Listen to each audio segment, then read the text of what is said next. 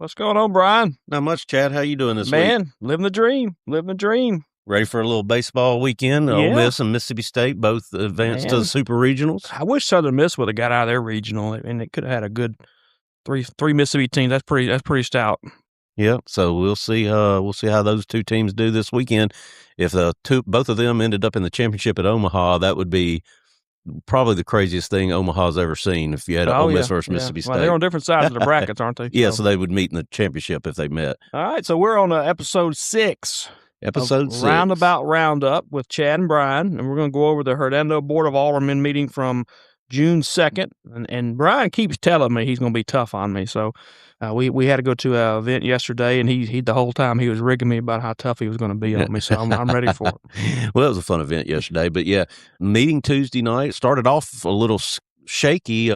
First, the agenda wasn't even on the city website that I could find. It didn't get posted. But then the first 15, 20 minutes, you couldn't, y'all didn't know, but you couldn't hear your audio on YouTube very good. I mean, you could hear parts of it, but the first 15, 20 minutes, but that was just all the consent agenda stuff and all that. And then it got fixed at some point during the meeting. Yeah, when we got ready to start the meeting, of course, we had the softball team there, which you may bring up, but I think a battery pack was dead or something. And so we had some audio issues at the beginning of the meeting, but I think it came towards the end, it got worked out. Yeah, it was fine for the main stuff of the meeting. Sure, yeah. But yeah, the meeting started off and it was kind of hard to hear, but Ben Piper made a motion, or not a motion, but he wanted to discuss us getting a text alert system because of, the road paving that we've had going on, and obviously the storms and the water flooding and then water mains busting and things like that. And, he said not everybody gets on Facebook every day, which I agree with, because I may get on Facebook every day for a week and then not get on it for 3 or 4 days.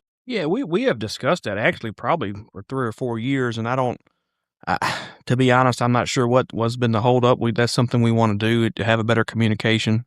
I've always thought, being transparent, open, and letting people know what we're doing. Like, for example, we're paving McInville Road yesterday and today. I think they finished up today. Yeah. And I know you were telling me about the paving on Mount Pleasant. Mount Pleasant. That also, I didn't, and I don't know if you knew this, Brian, but that was also Vacation Bible School at the Methodist Church. I think it was part of some of that problem too. Well, so, it was really bad. Yeah. I mean, if you got in it, you were stuck for a good 20 minutes plus.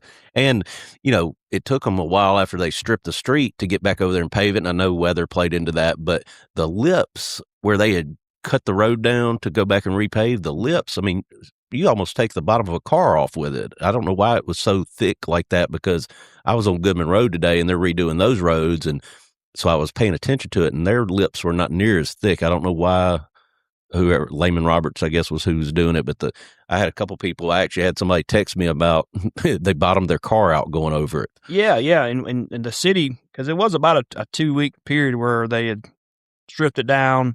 What do they call that? Not grading, but milling it. They milled it, and was waiting. And I think rain was a factor, but there was a pretty bad lip. And I think the city went back there and try to do the best they can, with what they had. Yeah, it was pretty. I mean, obviously I'm in an SUV, so it didn't. But I could tell it was a big. I live right around the corner there on DeSoto, and so I drove it every day. So it was a pain for sure. Well, and we had obviously the bad water pipe bust, and so Ben was bringing up that, hey, we need to get that system so we can let people know what's going on. We had a cut by a contractor. So that was discussed at the very beginning, and then. Obviously, everybody knows Jim Flanagan is retiring, and he was at the meeting and introduced the new guy. What was his name? Bill Clauser? Clauser, yes. And he had worked for Mississippi Development Authority. The governor's kind of their statewide economic arm, and so he's very well positioned to continue the success we've had in DeSoto County. Well, and that's when the mics still weren't working good, but I think he said, Jim Flanagan said he was from Madison. He lives in Madison currently. I think he's moving up here. They did a search or whatever, nationwide search or whatever, and he was the candidate selected by the council. And so, like, again, he's got a lot of experience in that realm, and is, I think, is going to do a great job. Did you give him my business card since he's going to be moving up here? Yeah, well, we should. Every home needs a couch, right? Exactly. So that was good. And then they recognized the softball team on their second state championship this decade. Yes, and we got a promise from the juniors that they're going to repeat. They got every chance to, man. They are good. I mean, then some of the young girls are really good. Hernando's always had a tradition of a strong softball. Ever since fast pitch softball became a thing, you probably remember back to the slow pitch softball that the girls used to play probably in high school. The fast pitch is probably about 25, 30 years old now, and so Hernando's always had a strong program there and continues to do. I mean, I think they've been to the state championship 3 of the last 4 years or something like that. It's 3 in a row. Yeah, it's impressive. So next thing, and this people will find this interesting. Marshall Berry spoke, the fire chief, and he said the rating system went from 1 to 10, with 1 being the worst. But then as he kept talking, I think he had that backwards because he said he's got that backwards. He said we got a 4 or score, and it was almost a 3. When he said that, I was like, well, then he had it backwards. But he said that should help with our insurance ratings, and so call your insurance company, and when the new rating gets put in, and maybe you get a break on your homeowner's insurance. In kind of a shout out or whatever, the fire department does a great job of preparing for that every year. I think they may do it every couple of years. I can't remember how exactly it works, but that's a big deal. I mean, you're going to see some substantial savings on when you go from a 5 to a 4, which we're doing. You're going to see some savings. Well, he said we were a couple decimal points from being a 3. Yeah, and we are. There's some things. I think we talked on here. Maybe not. Maybe before when I was doing it with Ben is. There's some talk about maybe adding a fire station over on the kind of up there around the Getwell area corridor or McIngvale corridor. That would help probably get us to a 3. And so that's a long range plan. But yeah, you're going to see that next year when you renew your homeowner's insurance. Make sure you're carry, which they kind of get. I think they run a report or whatever to do that. But you should see some deduction there. And then the next thing that was on the meeting was Gia Matheny was talking about the Mississippi Development Authority, and we're getting some reflective street poles, like 130 of them. Is that what she said? It's a bunch. So just to give an understanding, this is something that was initially done back in 2023 or 2024, and Tate Reeves got mad about it and vetoed the bill. The legislator approved it, and he vetoed it. I don't think what was he mad about? It wasn't the Hernando part of the bill. It was some other things. Oh, okay. I thought he was mad because it was Hernando getting it. I think there was a golf course in Jackson. There were some things in there he felt wasn't appropriate, so he vetoed the entire bill. And then this year, and I'll Mike McClendon, is one of the things he claims is an achievement, and I think rightfully so, is we were able to get this bill re-brought up and repassed, and so those basically matching funds for the Main Street Chamber of Commerce, and they're going to do some lighting. Yeah, that was not lighting, some signage. They're going to get an app. There's several things they're going to do there that's going to be really beneficial. Now there is a match to that funding. We're going to match in $45,000 that we already because we approved this years ago. Right. That comes out of her budget. I mean, there may be a small budget, piece that comes out of the general fund. But most of it's going to be out of what is $45,000 in our budget, man? I mean, we make order changes for more than that. Here we go. But so that there is a tourism budget we get, and so I think most of it, the bulk of it's going to come out of there. But this should help attract, and like I think the mayor said at the meeting, and we're going to be able to have some data of what who's coming to the A Fair, who's coming to the farmers market, who's coming they'll be able to track the cell phones. Like tonight, we're recording this on Thursday afternoon, and tonight they're doing the music, the first night of the June music. I can't remember what they call it, but there's they did the music on the courthouse square. This is the first night, so we'll be able to track data of where we pulling people from, and maybe we can cater our events to certain people that we know we're already pulling. So right, or advertising those areas too. Yeah, exactly. Yeah. And that's one of the things she brought up too is on these new light poles, they're going to have lights that we can change the color to match the season, or like if we're honoring something, we can change the colors to different, like Christmas, light them up green and red, or Halloween orange. And this kind of complements what the county, DeSoto County, have done with the upgrading of the courthouse, and they've done some things there with redid the lawn, with the plants, and I think removed some trees, and it's all kind of complementary to that to try to increase that downtown area. That's the square of Hernando is really what when people think about Hernando. I think they think about the water tower in the courthouse, and so that's a great area and to support those businesses around there. Well, and I'm glad you said how much we were kicking in, because that was not mentioned on the meeting, because that's what note I made. I said it didn't say how much. Nobody mentioned how much money we were putting up on the grant. Yeah. So I'm glad you covered that because I had a note Yeah, to ask that. the grant's 180,000, and we're matching 45,000, so it's $225,000 total of money spent. And like I said, a bulk of that's coming from the tourism fund. There may be, some that comes out of the general fund.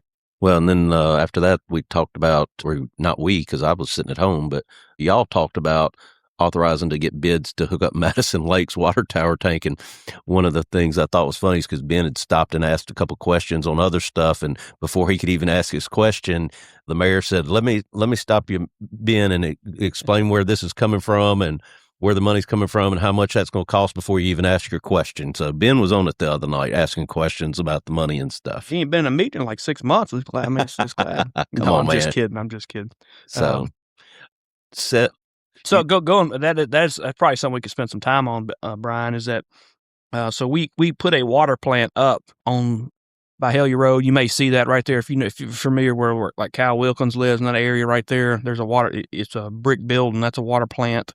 And so we're going to connect that to a elevated water tank, which is what we know as a water tower, right? On the Madison Lakes property, donated some property there for us years ago. And so we're going to erect a tower there. Now, which we didn't get into much in the meeting, but the problem is that's an ARPA project. Yeah, and I have a question about that.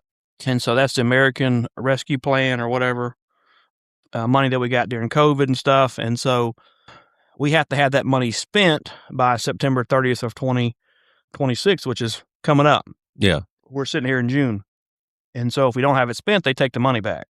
Well, I heard the mayor say that the city attorney was going to be on that first thing the next morning because the contractor was saying they couldn't meet the deadline that we had in place. So when we signed the agreement with them, then we did this probably 2 years ago, Brian. It's been and they said it would be no problem having it done by the time they were. This is a national company. I think they're based in Ohio. They've done these projects all over the country. They know the timeline to have them done, and I think they overbid. I think they overworked themselves, and they're also the ones who are constructing right now. The same company who is constructing the one behind our fire station, but it's a Nesbitt Water Association tower. I believe they did the one in Nesbitt, and they've done some others in this area, and they're just overextend themselves. And it unfortunately, I think it may come down to a legal issue. We do have 100% bond on that, so if they do not complete it, I think we can show our damages, but. So are you aware if Stephen Pittman addressed it with them Wednesday? Yeah. So he had already written them a pretty pointed letter saying, "Hey, we've got to have this done. This is not a, we'll try. It has to be done." And either that or we can't pay you. And I think I don't know what I can say and not say publicly, but I think he's filed he's done a court action against them to let them, they're going to have to legally make a determination what they're going to do or not. So we'll know. And one way or another, we'll get a water tower there. This is what that money was used for. It was for infrastructure projects, and we put all of that money into infrastructure projects. And this is a good one. I think if you go back and look at the meeting, Brian, I don't know if it was working or not, but Joe Frank did a very good job of explaining what that, connecting that water tower to the water plan and what that's going to open up for that area. Yeah, he did, and you could hear good at that point. Yeah, like so that this is going to get us. I think this will be able to get us water pressure across 269 to the area that's because a lot of people ask Brian, "Hey, why do we not have this or that or whatever in this part of town?" Because there's no water there and there's no sewer there, and it's very expensive to get those type of things in the ground, and so a lot of developers are hesitant to put a lot of money into a project, and so this is something that made sense for the city to do, right? And is going to economically, I think, open up some of that area, some of Madison Lakes area, some of the area across the 269 over by the high school for development. Okay. Well, and that was the main part of the meeting, except for the last thing that was on there. And you don't want to talk about that, do you? We're talking about Kirkendall Park lighting again. Those guys were back. I can't think of the name of their company, but it used to be called Path, but they've changed their name. I don't know if they got bought out or what. It's not on the agenda, but they used to be called PATH, P-A-T-H. Well, those guys were back, and I think 2 weeks ago they had said we were 120. Correct me where I'm wrong, but I think they said we were like $120,000 short of what we needed because they missed when they went out there about the conduit and other things like that. Yeah, so we initially, when we hired them to do RFP, which is, if you watch the meeting, you heard that a lot. That's a request for proposal. RFQs, what y'all kept saying. Request for quotes, yeah. Either way. And so There was a grant out there through the LWCF, which is a conservation fund, Land Wildlife Conservation Fund, for walkability and things like that. And so we were going to improve the lighting at the Kirkendall Park. And it was, I think the initial quote or whatever was for $376,000 was what the project, and that's going to put like 31 light poles at the Kirkendall Park. Not anymore, but light it up, and so it could be used. Haifa practices out there. A lot of times they can't practice after a certain time because if you've been out there at night, the light's only on one side of the field work now. You know that, Brian. You probably went to high school there. You probably went to football games there, probably, didn't you? Grew up going to football games there. So that's if people don't know, that's the original high school football field. Yeah. Mayor of South Haven, when we see him at these conferences, he always talks about how many touchdowns he threw against us at that football field in the 80s. So. Yeah. Well, they came in this time, and like I said, I think they were saying it was $120,000 last time, and they came in with two different options. I guess I keep going. So the initial we thought was going to be about a $376,000 project, which would be a 50-50 split, which would be like $156,000 or whatever. The math may be off there, but something like that. I don't have it in front of me. I think it was $176,000 was what the city was going to spend, and so the 50-50 match, it was $356,000 is what the initial project was. Well, we got time. We got awarded the grant. It's time to start doing project. Hey, let's go out there and get a good assessment going. Oh, all of a sudden it's a $480,000 project. Okay. Right. And so that we had a meeting, I guess about a month ago, because we skipped one, and I think it was about a month. It was the first meeting in May. We had on the agenda the change order, and he explained that they didn't do a good job of maybe researching beforehand. These are rough numbers, construction prices, and went up to be fair to them, they did go up. That was 2 years ago or so, 18 months ago, when they did those. So some construction costs went up. We said, hey, this is, we got to talk about this. We're not going to approve this right now. And they came back to the table at the meeting yesterday or on Tuesday and said, hey, look, we can move some things around, take some of our, we don't know. I asked a question, but maybe take some of our profit out. Take some of our profit out, reduce the poles, reduce the pole heights maybe, and get it to. I think one of the proposals was 435,000 or something like that. Yeah, the amount I think we ended up. They gave two options. Yeah, and we went with the better option, I think, based on what was being said, and I think it amounted to being another $58K, because I did get a text question during that part of the meeting, and they wanted to know, how did we go from $120,000 in overage, and we kind of kicked the can down the road and balked at them, and they show up with 40-something thousand and 50-something $1,000 at the next meeting. And then again, you already mentioned, you did ask a question that I think I brought up on the podcast last time, is why are we not asking them to eat some of this money when it was their oversight that missed it? And you did ask that question, and they said they would get back to you. Yeah, that's right. And then we'll get into that in a minute. But so just put these out so people understand. So the original option was for $480,000, and that was going to be 4 new metal poles, 31 fixtures, 30, it says FC fields. I don't know what all that means. 70-foot pole heights with a full 25-year warranty and all the electrical redone. So they gave us 2 separate options. Option A was pretty similar, except you go from 31 to 28 poles. It was $435,000. There was an option B they gave us, which you go from 28 poles, even further down to 24 poles and 60-foot height. Yeah, I didn't like that part. So $420,000. So I think the board approved option A, which is for $435,000, which is 28 poles, 70 foot. So that's what they're going to eventually put out there. And it's important to know that $200,000 of that is going to be paid by a grant. So the city's going to be on the hook for $235,000, which is about $55,000 more than initially thought. And again, I want to go back to you asking that question about them eating part of the money, and they said, we'll get back to you on what we'll eat. Mm-hmm. At that point, I would think, hey, let's push this down 2 more weeks to the next meeting, and y'all come back and tell us how much money you're eating. If I'm building a house and my contractor comes to me and tells me, hey, I missed this, and it's going to be an extra $50,000, we're going to have a come to Jesus conversation about how much are you eating, because I can't afford an extra $50,000 on a $400,000 house. Same thing here. We never got an amount from them, and, we'll talk about it more, but we approved the project without getting. Now they can come back and say, "Oh yeah, we're going to cut $500 off our fee." I mean, they've got the deal now. What do they need to cut money for? They got the deal. There's no question about that. Now, so what happened is after some discussion, I think Alderman Kitchens asked a couple questions. He asked a lot of questions. And some of them were really good. I'll give him credit. Some of them were really good. He was going back and forth about getting a new RFQ again. He was adamant that we put that back out for bid, and him and the attorney Pittman. I want to take just a minute and explain what that means so people understand. So you can do a request for quotes, and usually it's specified things like electrical work or some kind of unique thing.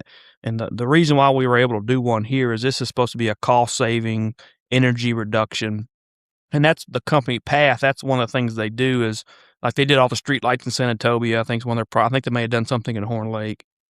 And so that's kind of what they do, and they specialize in that energy savings. And so if the city of Hernando just put out a bid for these lights, it's going to be hard for us to, there's not a lot of vendors that do those specific things. One, and then two, we don't know all the specifics of the sports lighting and things like that. And there's a lot of unique things that we don't deal with a lot. So you're trying to protect the city so you don't get these exaggerated quotes. And so that's why you do RFQ. So I just want to explain that to people who are listening.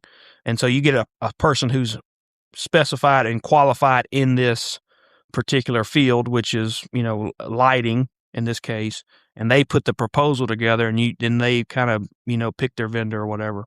And so that's why you do, just like we've used Doug Thornton a lot of times in the past to do architectural work when we do a project. He does RFQ. So it's the same process. It's just this is with lighting this time. Yeah.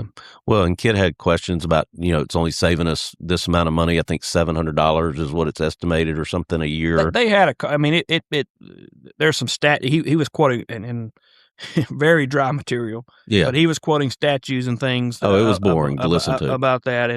And I think he had some communication, ongoing dialogue and communication with the city. No, attorney. he had his information, and then Alderman Lynch had several technical questions for him too. Yeah. Well, there's a lot, and so just so we at the end of the day, this is a representative government. So that means the 7 of us who's up there are elected to represent the city of Hernando.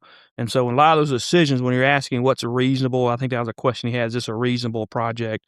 That's a decision that the elected officials make, and it's not just like when it wasn't their decision. When you go buy a car and you tell them you want the the whatever kind of car you want, they're going to give you the most expensive one. You got to kind of barter down, right? So I think that's what Kit was trying to do, and there's nothing wrong with that. I'm just saying that's the process that we were using. So yeah, he was asking them questions that were more city business on some of his questions, and then they would just start talking about the project again. And and like at the end of the day, and just to be completely honest and transparent, they screwed up. They haphazardly did their initial assessment on this. Well, because they said one of the answers they gave, I wrote it down, was, oh, we only spent a half a day out there on the initial proposal, and then when we got out there and did our 3 to 4 day really deep dive into it, we discovered this conduit and all this. And the guy used the exact same line that he used a week or 2 weeks ago. I wasn't with the company when that happened. Wow. And I was like, man, that's the same line he used 2 weeks ago. But again, like I said, Kit had some really good questions because they need to be responsible for some of that overage, not just the taxpayer. Mm-hmm. You own a business, I own a business, Alderman Robinson owns a business, Mayor Chip has owned businesses, Kit, I think, owns a business. I think he owns his real estate company. He does. I think he does real estate and appraisal. So, I mean, when there's a mistake, we all have to eat our share of it, right? Sure. And you asked the question, and we never got an answer, and we approved.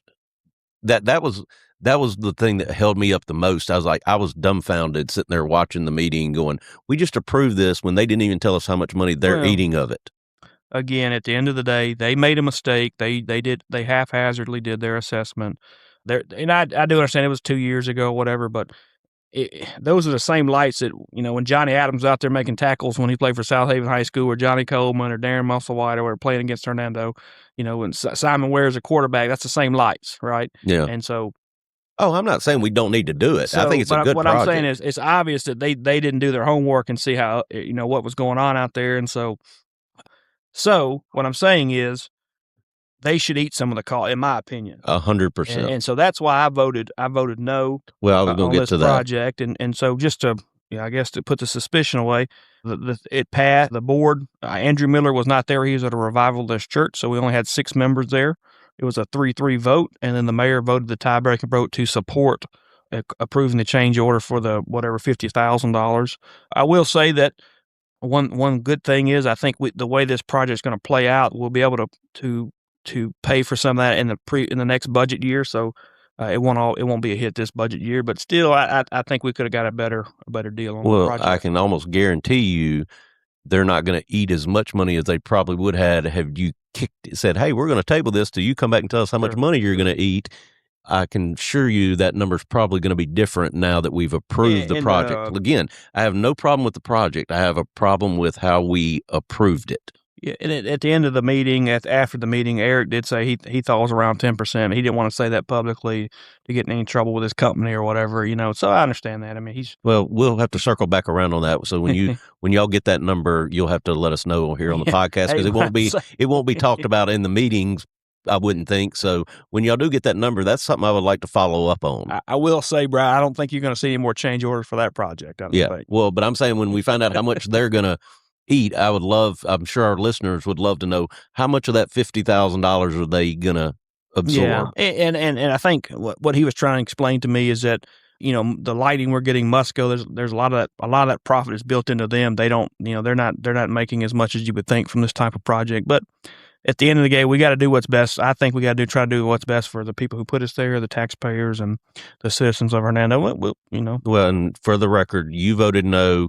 Alderman Kitchens voted no, and Alderman McClendon voted no. I think that's right. Yeah, yes. Yeah. And then Alderman Piper, Alderman Robinson, and Alderman Lynch voted to move forward with option A. And it was a tie. And then Chip broke the tie and said, we're going to move forward with the project. Yeah. So that's where my issue was. It's like, that should be 2 weeks down the road vote. Yeah. And that was really the meat of the meeting. After that, y'all did go back to discussing what Ben had proposed at the beginning, which was the texting alert system. Yeah, I think a lot of people are familiar with like what DeSoto County has, where they put out the text. I think the sheriff's department puts out the text alerts and things like that. Right, I get it. We're looking at something similar like that, and I think we had our public works director stand up, and this is like his first or second meeting since we hired him, and he's familiar with a system that I think has an AI component of. He did talk about that, yeah. Where you could make a call, and the AI technology can kind of spit out, hey, you're calling about this leak in your road. We know it's happening. Here's what we're doing.